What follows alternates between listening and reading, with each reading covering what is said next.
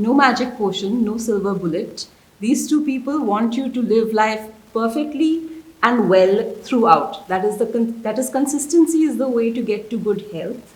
The people I'm talking to today are Subah and Harshvardhan Saraf. Welcome to Money Control. Thank you for having us. Perfect. Tell me about the Sattvic revolution. Where do we begin? Start from so where the book starts is you say there are 7 simple steps to living, to achieving and maintaining your peak health. Maybe you can tell us about the 7 steps. Sure. We can do one step each. So the 7 steps that we explain in the book start from internal cleanliness. That's the first habit we talk about. How to keep a clean body from within. Because in today's day and age, we are being bombarded with toxins from all around us, whether it's through our food, whether it's through our habits, our lifestyles, and we don't realize that a lot of the diseases that we suffer from today as a society, any chronic lifestyle disease, is rooted because the root of it lies in these toxins that we carry in our body. In fact, Ayurveda goes on to explain how majority of the diseases are caused due to what they say aam, which is nothing but toxins which reside within our body. So the first habit in this book that we explain is that how do you maintain a clean body within, and there are certain practices that we describe. You suggest Ash Gourd Juice in the book, right? Absolutely. Ash Gourd Juice is one of the most powerful juices to help detoxify the system from within. So Ash Gourd is also called Kushmand in Sanskrit, and Kushmand translates to a tiny egg of energy. And you may have even seen that, especially in the south of India, Ash Gourd is often hung outside homes. And though when we see these things, we just see them as, something religious or cultural which doesn't have any scientific value. But actually, our ancestors were really smart, they were really intelligent, and the reason why they hung it outside because it contained so much energy that it was used to ward off evil spirits from outside. And within the body, it does exactly what the name suggests. It's a tiny egg of energy. So just 1 glass of Ash Gourd juice supplies us with enough energy that we can go without breaks through the day. And at the same time, what it does, it helps detoxify the system, as I just shared. So when it leaves the body, it carries with it a lot of the waste or the toxins from inside. So I'm not going to get the same benefits from Agre ka petha, am I? Agre ka petha, the mithai? The mithai. No, not at all. Made with the same ingredient, but? No. Its potency lies when it's had by itself and when it's had in the juice form. So the Agre ka petha is mixed with a lot of sugar, and there's absolutely no benefit our body gets when we have that. Good try though. Yeah. Cool. Number 2. Number 2 is the most talked about habit, which is food. What we put in our bodies, how we nourish our bodies. And to simplify it, at Satvic Movement, we categorize it under 3 broad umbrellas. First, our food is living. Anything that is got life can give us life. And when we say living, it simply means it's in its closest to its natural form, the way it was found. So if it's a fruit, then you eat it as it is. We don't make an achar out of it, or we don't make a wine out of it, in its original form. Or if it's a vegetable, then with the least amount of blending, baking, cooking, spicing, frying, the minimum changes. The original form is the most living, it has the most life. That's the first categorization of food. The second is wholesome. Wholesome means with the least extraction, with the least refinement. So when we get sugar cane, that's in nature's whole form. If we extract it, if we refine it, if we boil it, and then we get white crystals of sugar. So that's a very refined form of nature's food. So whole food would mean food that is with the least amount of human interference. And the third is plant-based, which is eating food that grows in plants, grows from the soil, and doesn't come from animals or is not derived from animal products. Excellent. Number 3. The third habit is to do with rest and sleep. So we actually, as humans, end up sleeping for 1/3 of our lives. If we are blessed with the age of 90, let's say, 30 years of our lifetime we would have spent sleeping. Yet sleep is something that is never taught to us in our schools, in our colleges, in our educational curriculums. We are taught about all the different subjects, algebra and mathematics and English and chemistry and biology, but how to optimize our sleep? How do you optimize your sleep such that it brings you the deepest rest? This is a subject which is never discussed, at least when we were growing up. So we talk about in the book how firstly what really happens when we are in a state of deep sleep. There are different stages of sleep. Many of us, when we sleep at night, we are in a light sleep stage. We don't really experience long phases of deep sleep, and deep sleep is where the highest recharging of our body and mind happens, when the maximum fuel is sort of supplied to our body to fill us for the next day. And also when the highest repair work happens in the body. Our body is constantly trying to fight external threats and viruses, constantly fixing the wounds, fixing or removing old dead cells from inside. So the highest repair work happens when we are in a state of deep sleep.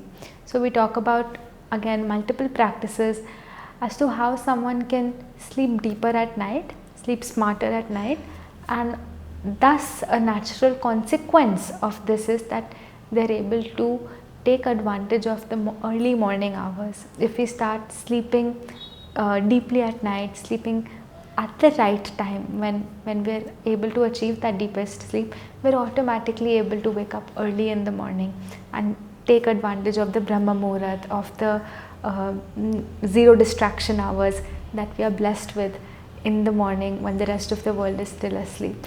What are your best tips for people who have difficulty sleeping? There are multiple practices. I can share a few that are the most effective. The first is that we have to mimic how we would sleep in nature. So when we sleep in nature, there is absolute darkness around us. All we have is moonlight. But today when we are sleeping in our bedrooms, often there is a lot of light that is being entering into our bedrooms. It could be light from the lights outside, the traffic lights, or the light posts outside our room. So the first thing we can do is to make our bedroom a sleep sanctuary, and for that, the darker the room is, the deeper our sleep will be. So that's something we can do, that at night when we are sleeping, make the room as dark as possible. And not just while we are sleeping, but even in the hours leading up to sleep. If we are bombarding our eyes with all sorts of bright lights, whether that be from television, whether that be from gadgets, whether that be from our mobile phones, whether that be from just really bright tube lights, it doesn't allow the melatonin in our brain to get secreted adequately, which melatonin is this sleep hormone which regulates our wake and sleep cycles. So it doesn't allow the brain and the body to get a signal that it's night time and it's time to rest and sleep at the right time. Hence we are up till 10 p.m, 11 p.m, 12 a.m, engaging in all these activities, scrolling, watching TV, watching Netflix, because we're not allowing the mind to get a signal that it's sleep time. We're not allowing that sleep hormone to get generated at the right time. So another thing we can do is to dim our environment in the hours before sleep. And if we have super bright lights in our bedroom, we could turn them into smaller warm lamps in our bedroom. Or if we are looking at gadgets, we could make it a rule that just 1 hour before sleep, we will disconnect with gadgets, with technology, and we will switch to activities which don't stimulate us, but which calm our nervous system down. And that's a short way to get much deeper sleep at night. Perfect. So warm baths, warm glass of milk, all of these are good ideas? Warm bath, yes, for sure. Especially if someone is not able to do a full warm bath, even a hot foot bath is something that a lot of the nerves of our body lie in our foot. So simply when we make our feet warm through warm water, again it relaxes the whole nervous system down and brings us into a state of rest and helps us sink into sleep more easily. You mentioned foot bath. A lot of people also try and use Epsom salts. Is that useful at all? Yeah, I mean, if someone has it available, that's great. But even if they don't use anything, even just warm water in a tub or a bucket, that's enough. Yeah. Cool. Number 4. Number 4, we're all sitting down, and I think as a society, as a generation, we've become very sedentary. So we focus number 4 on making sure that we keep the body moving, and so the habit is on movement. And as humans, we are not designed to be so stationary. Our bodies are not designed to be in one place for such long periods of time, but unfortunately that's become a reality for many people.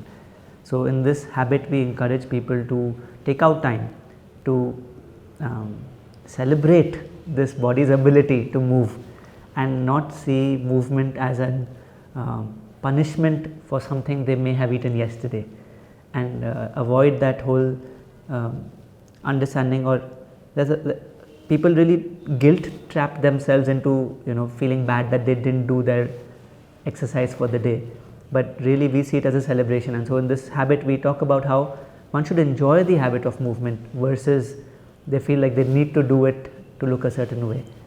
And we talk about how consistency is more important than doing it right once, and how we always fall into this trap of we have to do it perfectly, and that rarely ever happens, and as a result we don't end up doing it long enough.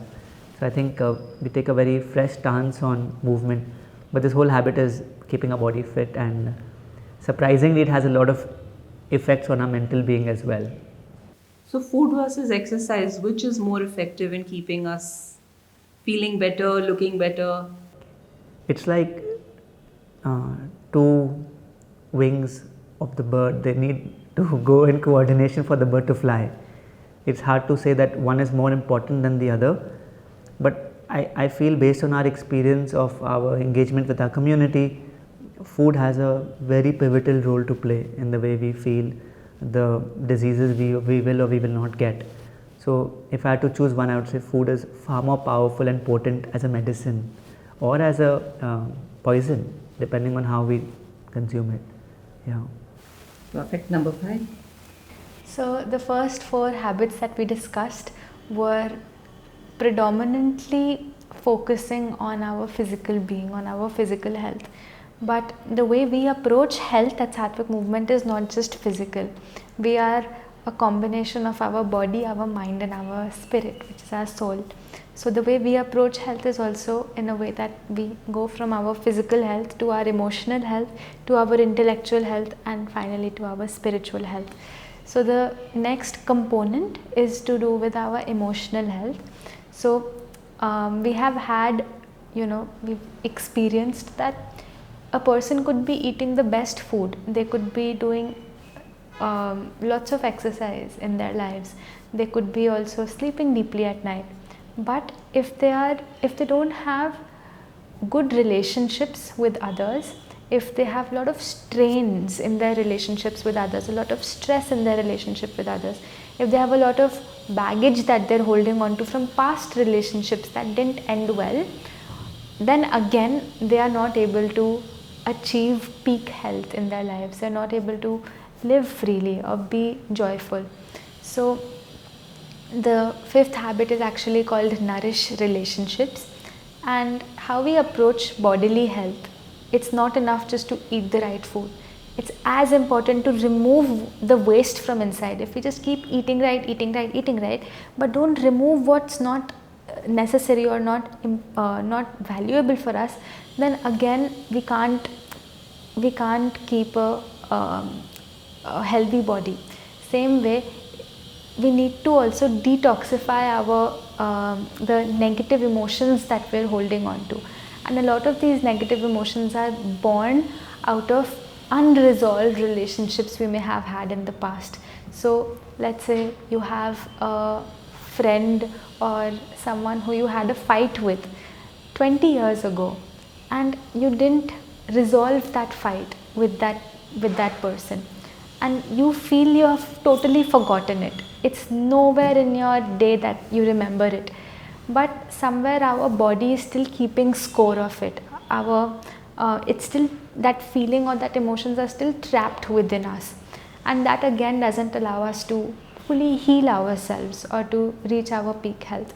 So through the book we guide our readers through ways they can release these unresolved relationships. And you won't believe, like, we thought that food will be the most effective thing for people, or things like exercise will be the most doable things for people. But so many people who we speak to, we also discuss this in our online workshops, they tell us that the thing that actually helped them the most was letting go of these unresolved relationships that they were carrying since the past.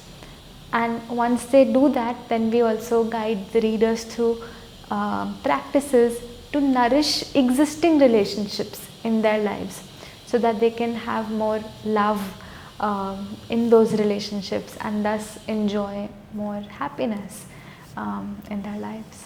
Excellent. Could you give me some examples of exercises that you do with people to help them both resolve older, resentments that they might have, as well as build new relationships? So, the practice that we found to be the most effective to actually resolve unresolved or to let go of unresolved relationships is actually to communicate with that person. So we help them either call that person or write a letter. And while I say this, it may sound really absurd and really frightening, that how can we call someone who we had a bitter relationship with 5 years ago or 10 years ago, how can we even possibly think of doing that?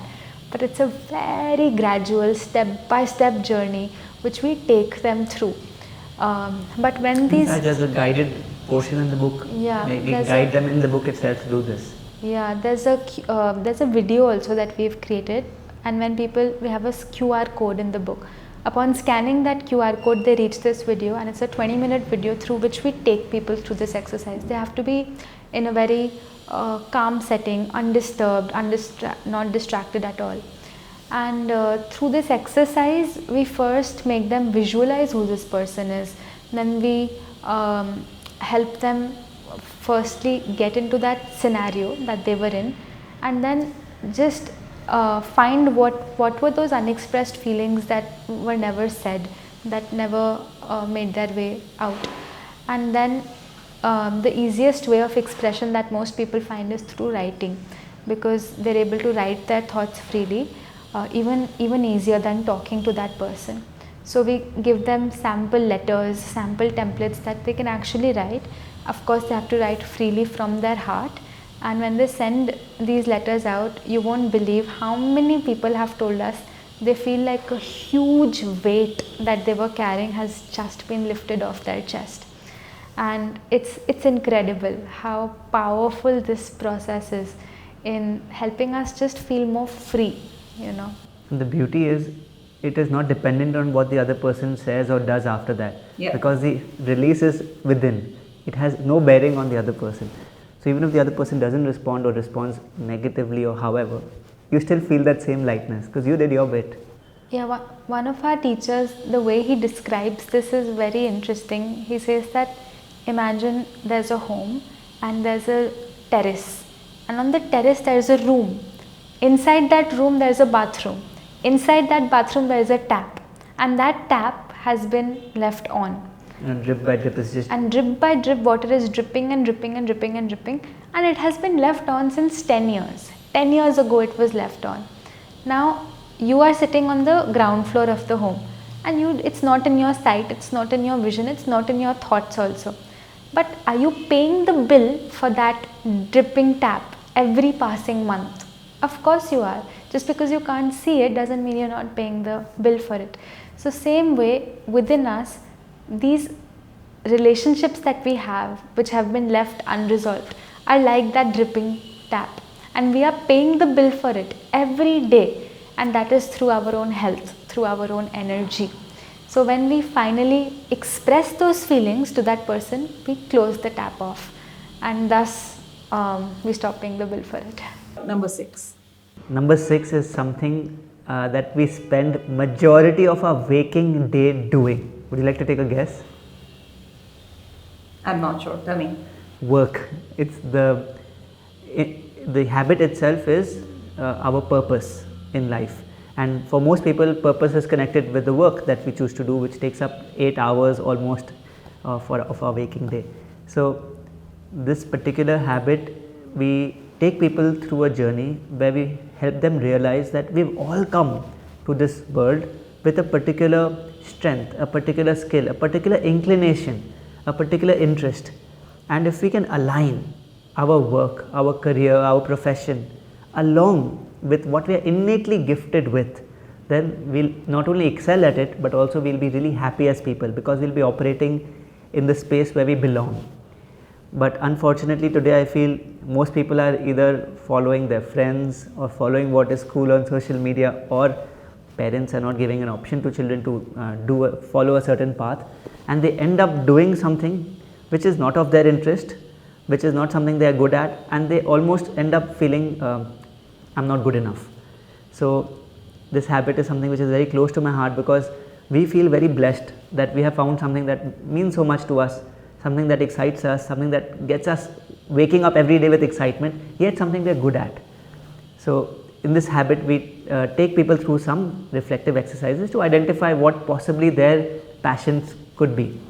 And there is a second element to this habit which makes it very unique, is that when we do identify our strengths, when we do identify that area, that field that interests us, when we work in that field, how can we use that effort, that energy of ours to not only do it well, to not only earn us some money which we can use to have a livelihood, but also to help the world at large using that skill of ours.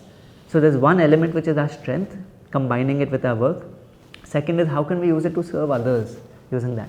And when these two come together, it truly becomes a purpose that is, that gets us out of bed every morning super excited to do. So that's what the 6th habit is about, living a life full of energy and in align with our purpose. Perfect. The last one. The last habit is called live in the mode of surrender. So often in our lives, things don't go as per our plan. Let's say there's someone we've been wanting to marry since a long time. We've been in a relationship with them, but for some reason the other person tells us that they want to end the relationship. What will we experience? We'll get stressed, we'll get depressed, we'll get really, really sad. Or let's say we have a child and we want them to study something and they end up choosing a completely different path.